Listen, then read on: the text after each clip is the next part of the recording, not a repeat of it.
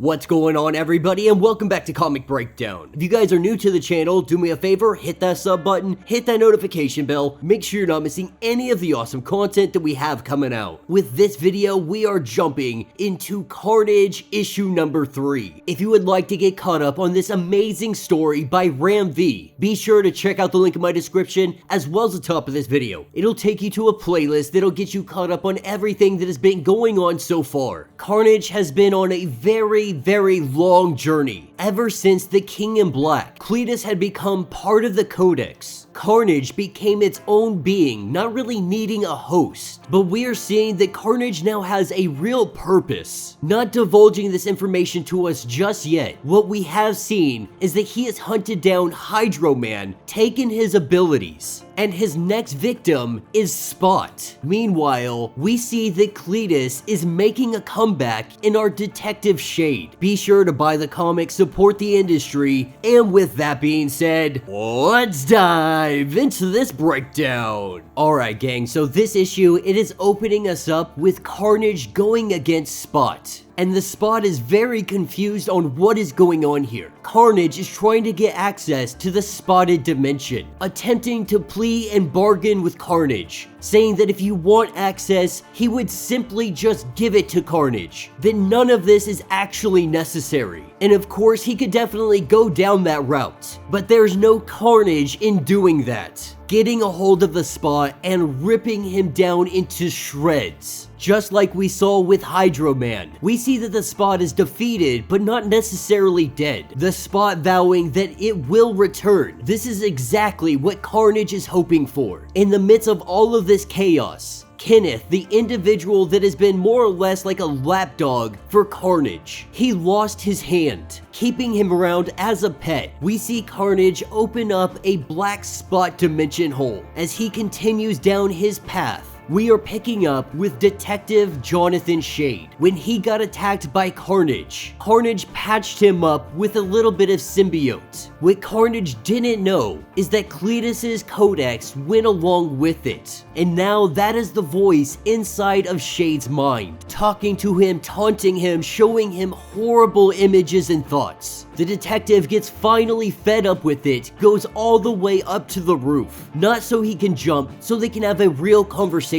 While Cletus is trying to pretend that this guy is just going crazy, the detective knows exactly what's going on. He knows that somebody else is there, that this is not his mind, asking what it wants. Cletus wants to be entertained. Now, Detective Jonathan Shade, he has told his superiors what happened with Carnage and everything else. The problem is, nobody believes him. The police chief and everyone else not recognizing what's going on here. Cletus is taunting him to break the rules, to solve this case on their own. After seeing the last murder site that Carnage had created, this is where Cletus is able to realize exactly what Carnage is doing. A plan that Cletus had devised, letting the detective know that they are headed to the observatory, hoping that they might be able to get there first. Carnage is already inside. As him and Kenneth have a conversation, he does admit that this was all Cletus's idea. They had seen on the television about the Einstein-Rosen bridges and sending particles across dimensions. Shortly after that, they had the invasion from Null, with Carnage getting access to such grand power. Eddie Brock and Venom took that away from them. They had held the power of a god, and then it was swiftly taken away. This is where Cletus began to think of an idea that would elevate them to higher levels. Not to be gods, but to be god killers. But Cletus never actually acted on this. Now that Carnage is separated, he wonders if Cletus was holding him back. But now he is finally having the opportunity to find out what this means. As the Doctor turns on this device, the powers that he took from Hydro Man and the Spot, he is going to use to reach across the universe to see how far he can truly go. Since Kenneth had sacrificed his hand, Carnage is bringing him along. With a giant surge of red lightning, he lets Kenneth know that they are going to kill gods. Before we see Kenneth Neely take off, Before Carnage is able to grab him up, we have Detective Shade come running into the room looking like he is about to go symbiote. And that will be the end of this issue. So let me know what you guys think down in the comments. This is definitely not the direction I thought that they were going to go, but it's definitely a very unique way to go. You guys know I'm a huge fan of Ram V. His stories are usually very intricate, very well thought out. And so far this has been paced very nicely. We're only 3 issues in, but we've gotten a lot of detail on what's going on. Now, he says that he is going to kill gods. I'm curious if this is going to bring him where Eddie Brock currently is. We've seen throughout the Venom line that Eddie Brock is out there with all of the other King in Blacks that have existed. Does this mean that Carnage is coming for them? I'm also really interested in the fact that Cletus has more or less become a symbiote, which is a really cool thought because he has always been that crazed, sick serial killer mind. Even prior to having Carnage attached to him, he was an absolute psychopath.